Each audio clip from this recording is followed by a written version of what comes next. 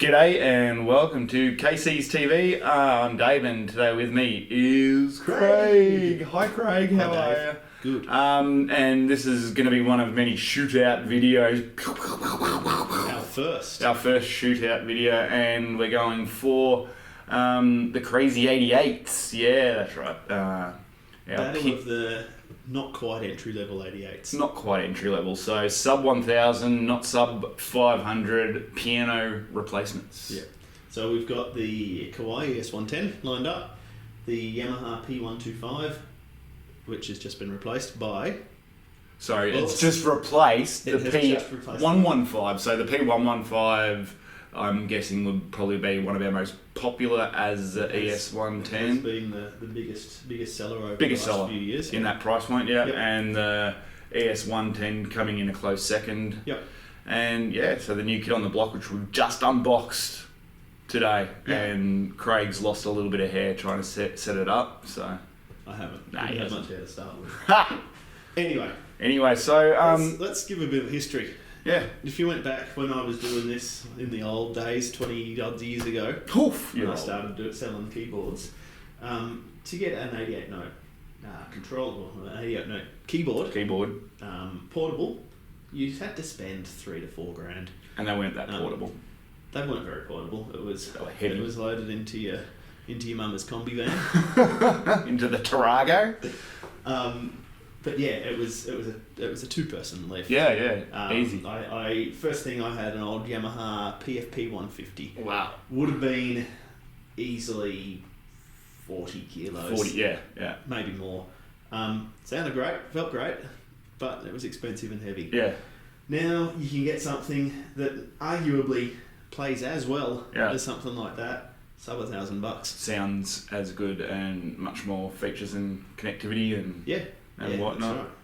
So yeah, we thought we'd run you through these three instruments. I'd just like to say this isn't just for keyboard players. I do believe this is one of those products that people who play all instruments would own. Yeah. Guitarists, drummers, it's just something great to have at home. It's affordable. Yeah, they've kind of hit a magic price point where it used to be, if you wanted to get your child their first instrument, you'd go out and buy a 61 note keyboard, sprung keys. Yeah. If you were lucky, you'd get two touch sensitive keys. Yeah. Now, you can get this sort of stuff, 88 keys weighted, starting from around the $500 Yeah, mark. that's right. Yeah. So it's a legitimate thing as a first instrument now. Yep. But it's also great if the guitarist in the band wants to have a keyboard to doodle around on. Yeah. Or even the keyboard player. Yep. They're that good now. Yeah, that's right. Yeah. That It is truly a piano replacement. Yeah. For people, in small apartments even. Yeah. We get lots of people who come out on the train. Yeah. We do, and they're buying it because they can't get a piano in their apartment. That's right. Yeah. That's spot on. Now, obviously, when anyone's doing these, some people like to present what they say as fact, and this is the only thing that can be right. Well, we're not quite like that. No. We're every person's use of these is subjective. That's right. So we're gonna kind of rate or work out a few things. Talk about the action, sound, connectivity, versatility, and operability of them. We're going to shoot out the features rather than the products. Yeah. And just because this is what we think doesn't necessarily mean it's the right thing either. That's right. So every person might have a different use scenario. But hopefully it helps you, the buyer, have a bit of insight into what's available. Yeah. So let's start off with the piano sound. We'll start with the P125, which is, as Dave says, it's on its way out, being replaced by the P115. P115, get it by the P125. So, that's the one there. We'll just play a little ditty on each one.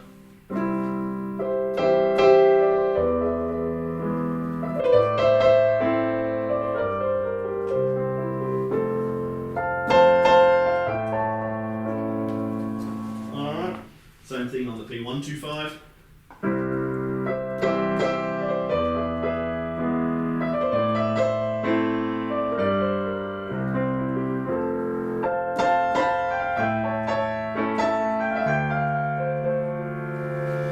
And the Kawai.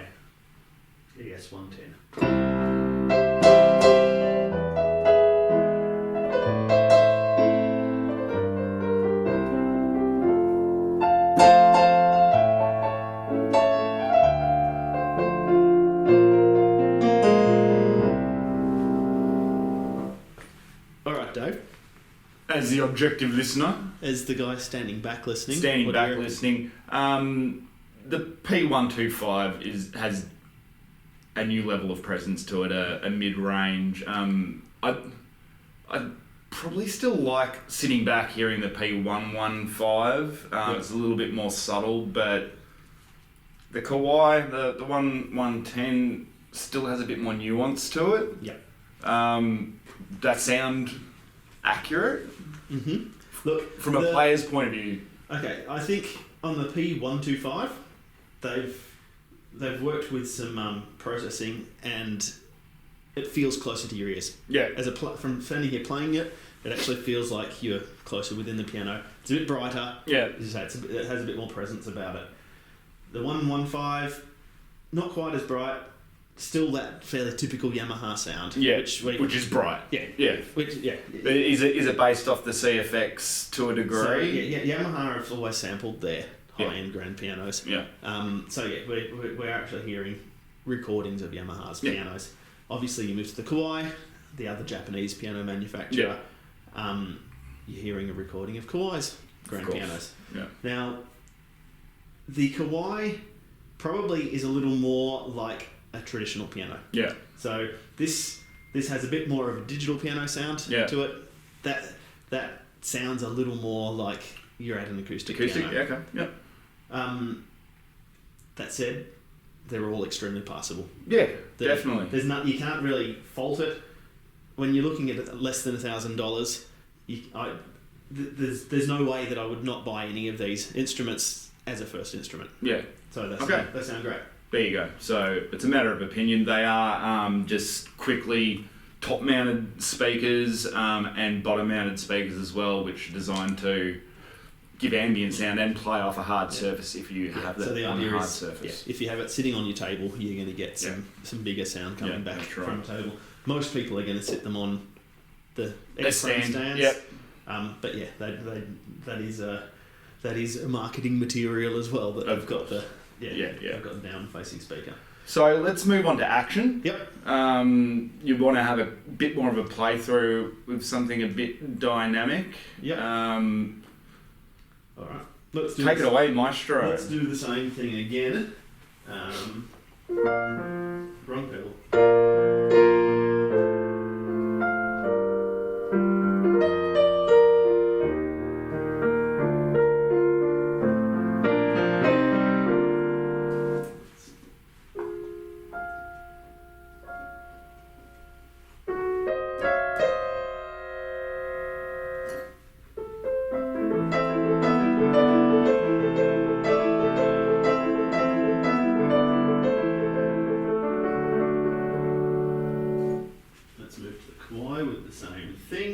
What to play first?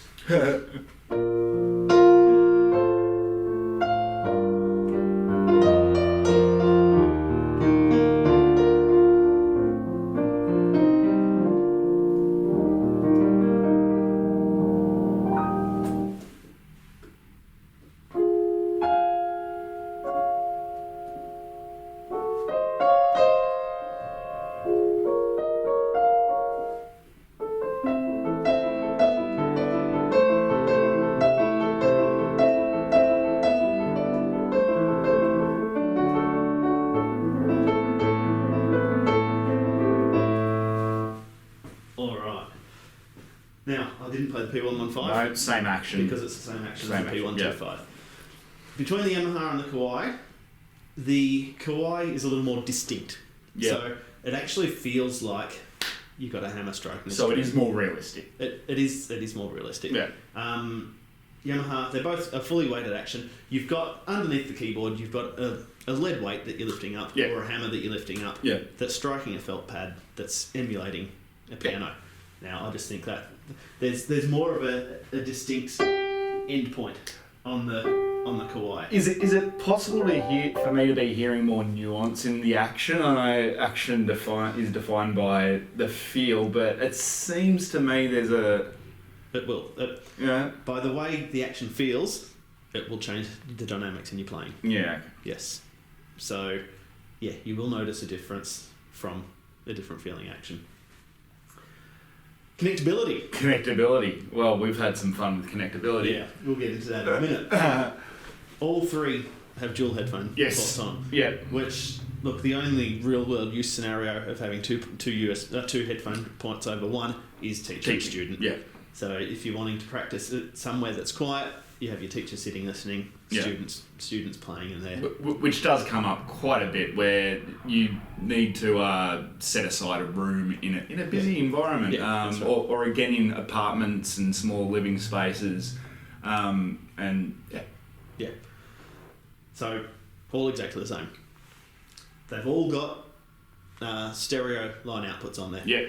So left and right, 6.3mm jacks. Which importantly takes it from the bedroom rehearsal to being able to... Straight into a PA. Straight into a PA, straight be played into on... a home recording unit. Yeah.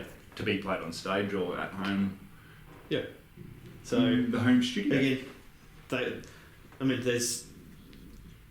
You've either got that or you don't. Yeah. They've all got it. Yeah. Tick. That's it. Yeah. That's it. And yeah, so in the lower sort of $500 models, the P145, typically it's just a headphone out. Yes, you can hook that up to a PA, but you will cancel out the speakers. Yep, that's right. And you won't have the best signal. That's exactly right. You're going a hotter signal out of a headphone jack. Yeah. So if you're wanting to record it through a PA, more chance of overdriving it. Yeah. The other thing you just mentioned there, you do have the speakers on board. Yep. So using the line out means that you can still be monitoring. Yeah, that's right. It doesn't disable, which is exactly what we're doing. We're sending a line out to a separate recording device for quality purposes. Yep. For the video, and we're monitoring through the speakers. So it's enough that if you're running into a small PA, you've got foldback. Yeah. If you're doing a little duo or trio. Church. Yeah. All that sort of stuff. Yeah. It's not going to be enough from the speakers if you're playing on stage with drums and bass. Yeah. It's MIDI connectivity. MIDI connectivity. So, now, this is one that surprised me, but the Kawai's a little bit old school, but not without its charm. That's right. So Yamaha uses USB to host connection. Yep. So USB B plug straight into a USB port. Done. That gives you a MIDI connection. Yeah. Transfers everything you need that way. The Kawai has the old 5-pin DIN MIDI in and out. In and out. Yep. Which most people would go, hey, USB, that's better. Yeah. Now, depends on how you're using it. I would rather have MIDI ports. Yeah. MIDI ports mean that you're not having to have a computer stuck in the middle to talk to other MIDI devices. Yeah. So if I'm using this as a MIDI controller, I can plug it straight into whatever I'm wanting to control. MIDI out from that, straight to MIDI in on, let's say I've just got one of the new Yamaha CS MIDI synths. Volca keys. So tiny little $200 awesome little synthesizer. Yep. Bang, MIDI in. I can then have a proper controller on something that's got a scribble strip basically. Yeah. That's right. So with these, yes, you can achieve the same thing, but you're going to have a computer in the middle. Yeah, that's right. Yeah. That said, you can get USB to MIDI adapters. USB to MIDI adapters, you get a good one for well under $100. That's going to do exactly the same thing. So I don't even think that's a connectivity issue. So that's with the Kawai. Yes, you can convert your MIDI to USB. Yeah. No, without a computer, you can't convert your USB to MIDI. That's right. There you go. So, tick. Yep, Kawai wins. Versatility. Now, they've all got a number of sounds. Yes. Mostly piano-based. Yep. Or keyboard-based stuff. Yep. But then you'll get some strings, you'll get some vibes, that sort of stuff on there as well. Kawai, if we want to get around it, you've got these other buttons here. Each time you push it cycles onto the next. You've got a variation. How many variations per key? No, well, on this, you're actually cycling through a list of sounds. Okay, yeah. So you get your piano, each time you push the piano, you get another sound. You go to your E piano organ group, and each time you hit it, you get your.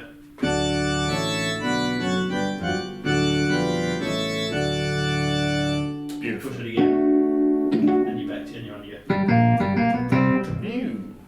Cool. So you've got a limited amount of versatility there. Yeah. With 16 sounds. 16 sounds. You have a metronome feature in there. Yep. And that's and about you've it. got basic recording. Basic recording, Like so just phrase recording. Imagine you got your old Panasonic tape recorder, Yeah. push the record button, Yeah, it records track. everything. There you go. Yeah. Does the same thing. Yeah, okay, Push the yeah. record button, you can then play That's it. pretty basic.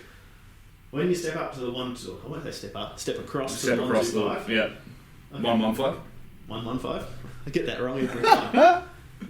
You've got additional things. Dual voices. Yeah. Split voices. Yeah.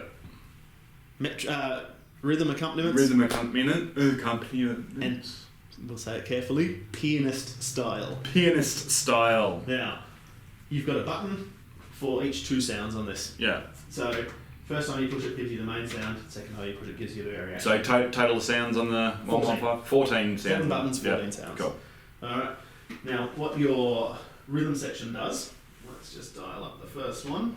If I start that up.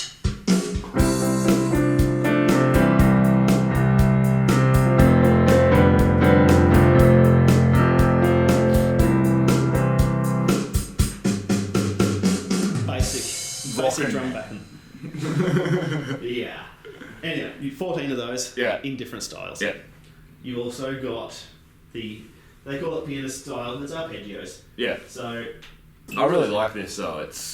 This is a nice feature. Yeah. This means you can be playing chords like you would on a keyboard with auto accompaniments. Yep. And here's your arpeggios. A bit of instant gratification. Again, in different styles. So if I go to there, play. Oh, that was the wrong button. We'll get it there. We get a bit of boogie woogie. Yeah.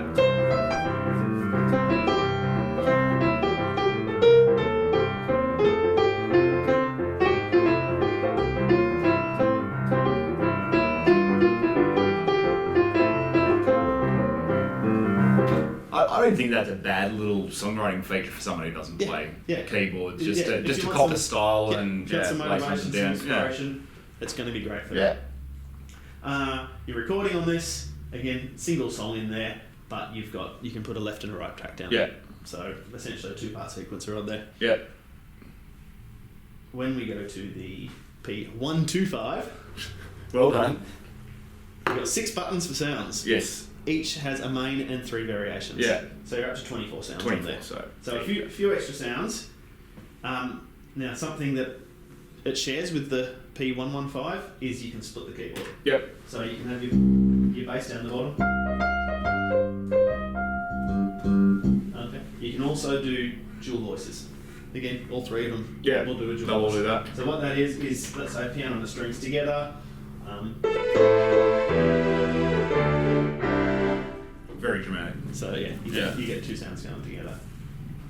That also has duo mode as well, where you can just split it down the guts and have 2 keyboards. 2 separate. 2. Yeah. So good for the kids playing duets and That's right. Recording, same setup. Yep. They've increased the amount of rhythms. Okay. So you've gone from 14 rhythms to 20 rhythms. And they have bass. we have bass, and this is kind of smart. It's please Let's show us how. Let's see. I don't even know what I've chosen. Yeah, good.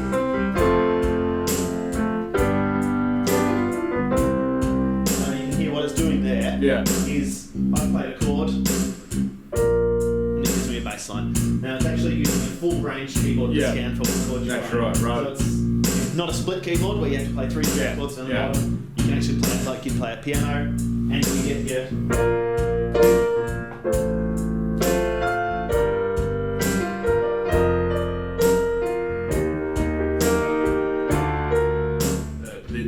accompaniment isn't something we've seen on this level of 88 until it's something that's in your PSR series. Your PSR series and your Clavinova series as well. That's right. So you're not typically getting something like that on your entry level. No. 88 notes. They tend to stick with being a piano. Yep. But you're getting a bit of crossover here. Yeah, that's right. From the PSR series, done a little bit better. Yeah. Than what you'll get on an entry level PSR. If people remember back in the good old days, it was 2-note patterns to do your different chords. That could be just as confusing as playing chords for people like me. So that's fantastic. You can do your chicken foot chord and the claw. Pedals. This comes into connectivity. There's a pretty obvious difference here, Dave. Yes. Can you see it? I can see it. Let's do this. Let's do that. But this is a nice thing. Kawai pedal. Yamaha pedal. Now, it's the same pedal as a sustain pedal, right? They're a switch. Well, one's obviously a lot nicer than the other one. They're a switch that tells the keyboard to run the sustain. Now, that will do kind of half of what that will do. Because not only is it nicer, it's longer pedals. I forgot to bring on that feels like a piano pedal. It also supports half sustain. Yeah. That's the pedal that comes in the box with it. Yamaha, you can upgrade to an FC3, but will then support half sustain. Would you like me to explain half sustain, Dave? I would. You only did before, and I didn't really know I was capable of doing this, which I think is pretty. Imagine that that's impressive. A piano string, and that's a damper that sits on the string. So your damper against the string, when you push a key, comes off and goes back on to stop the string ringing on. Now, if you push the sustain pedal, pulls that damper off, and it sits off the key, and the string continues to vibrate. So, let's go with the piano. String is off, the damper, rings. I release the damper, pushes against the string, stops the ringing. Yeah. Now, what you've also got on here is emulating how it works on an acoustic piano. If you push that pedal halfway, it only just pulls it off the string. Yeah. So part of it is still sitting against the string. So we get half sustain. So full sustain, just ring on, ring on. Halfway down, you get a small amount of sustain. Yeah, and off, obviously. No sustain. Yeah, that's right. There you go. Again, Yamaha will support it on the P125, but you have to buy a pedal that supports half sustain. Just another thing that all of these have in common on the pedal note is cabineted stands. That's right. So Yamaha and Kawai both make a matching stand specifically for these models. Timber sides that make it look nice in your home. Yeah. Make it more solid. Yes. So if you're not going to be moving around, I'll always suggest that you grab one of these stands because it makes have it sitting on the floor solid makes it feel different. That's right. You're not getting any movement from the keyboard as you're playing it. It just improves the touch that little bit. And it really does look better. It'll fit in with the decor in the living room and whatnot. That's right. Yeah. Now, if you have those stands, you then have the option to connect a 3-pedal board. 3-pedal, making it once again more realistic, like an acoustic piano. So it's an acoustic piano, a grand piano. So you get sustain, sostenuto, and soft. Yeah. I won't explain what all they are. Yeah. What all 3 of those are now, but it will support it, and both of those pedal boards support the half sustain as well. Cool. And operability. Now, the operations. We ran through before. Kawai has 3 buttons for choosing out your voices. Each time you push it cycles to the next sound. Yeah. Can get a bit tedious. If you want the 6th sound in a group, 1, 2, 3, 4, 5, 6. Yeah. Okay. Yeah. Yamaha has a button on the P115, a button that cycles between 2 sounds. On the P125, a button that cycles between 4 sounds. Yeah. So it is a little bit quicker and easier to find your voices on the Yamaha. Yeah. It's got more buttons on it as well. So everything's a little bit easier to get around. So we'd have to say that the Yamahas win on that. Absolutely. Just as a simpler interface in general. Yeah. Now Yamaha do also offer app connectivity. Yes. They have an app called Smart Pianist. Yep. Now basically it supersedes the control panel on here. Yeah. So anything you can do with the controls on here, you can do through the app. Yeah. You can set up panel memory. So if there's a combination of sounds you use regularly, you set that into memory. Yeah. You can do your recording on the iPad. Yeah. You can set your splits. You can set your splits. Yeah. There's a few other things that it will do. Now we just frigged around for 20 minutes trying to make that work with over Bluetooth with one of these UDBT01. We did not have any luck. We did not have any luck, so we plugged it in with a Apple camera kit. Which is very easy, which most people do. Yeah. But you go straight in there and it worked. But just in the spirit of being objective, it didn't work with the... It is possible that that's not the device that Yamaha suggested using with the P125 or P115. I think it is. Yeah. But they offer several devices. They do a Wi-Fi version. Yeah. They do a Bluetooth MIDI. So this is Bluetooth USB. Yeah. They do a Bluetooth MIDI. They're all meant to have their place and work. Yeah. We didn't get it working. No. Could have been us. It could have been. But I'd suggest that they bring out a single device that does it all. Yeah. And does it easy, but... No. Or, as the Kawai does, Bluetooth MIDI over Bluetooth built in. There you go. So that's a distinct advantage on the ES110 is, but this comes back to connectability, I guess. Yeah. Is it will allow you to hook up to. Look, I'd go with iOS. Yeah. Android's iffy with Bluetooth unless you've got latest devices. You're going to struggle to get the Bluetooth over MIDI over Bluetooth support. We'll just quickly mention something we haven't gone through. The sound that we're comparing is from the speakers. Now, if you're listening with a pair of headphones on or to a recording, you've got a different sound again. So, depends on how you want to use it again as to which one's going to be the better thing. Mm-hmm. I mean, I reckon with the brightness of the Yamaha, if you're playing in a band, it might actually sit in with the rest of the band a little bit better. As a solo instrument, I'd go with the Kawai. I just stuck a fantail in my mouth. Yeah, you really that was pretty smart, wasn't it? Yeah. I thought you were good at this. Oh, professional. Yeah, cool. Yeah, totally. So maybe considering that again as a church recital sort of instrument, maybe the Kawai is the way to go. But for the band performances, all things to be considered when choosing. Does it seem like we're sitting on the fence a bit? Yeah, it's hard not to. Yeah. I think it's... Yeah, we said shootout. It's a little bit more of a kitten fight. Where they're both good. Yeah, they're all good. Certainly. And I think there is another thing coming in a couple of months, or in a couple of weeks actually, which would be good to maybe do another video on. The Korg D1. Okay, yeah. A little bit different, doesn't have built-in speakers. Yeah. But it's going to have the Korg's RH3 action in it. Yeah, okay. So when that arrives, we might... And that's going to be same price-ish, point-ish? It's going to be just sub $1,000. Yeah, okay. So Korg does have their B1 in this price range as well, which is well worth looking at. It's probably a little bit long in the tooth these days. The B1 sits nicely against a P45. P45, yeah. But yeah, if you're comparing these, look, the 125 against the 115, is it a worthy successor? I think that they've actually dropped off the pianist section. Yeah. So we don't have the arpeggios. Yeah.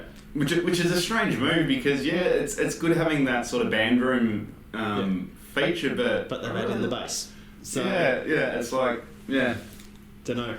There you go. Only time will tell. As far as poking you in the ear with sound, it's probably a little more focused than the 115. Yeah, cool. Let's say it's better. Okay. Well, let's wrap it up then. I think we already did just wrap it up, but I'm going to say, for me, I'd probably go the ES110. If I had to recommend one for my brother with 4 kids, I'd probably recommend the 125. Yeah. And we have a shop. Yeah! And these are on display in our shop. They are on display, and they are, you're welcome to come down and try them out, and our sales staff can run you through all the features. Yeah. This is why we still like to have bricks and mortar, because yes, they are electronic instruments coming out of a box. They are. But until you've played one next to the other, how do you make up your mind? How do you make up your mind? Thank you, Craig. Thank you, Dave. No worries. So, thanks for watching. I hope we were informative and didn't ramble on too much. But if you did enjoy, then don't forget to subscribe, like, and watch more videos down here. Peace.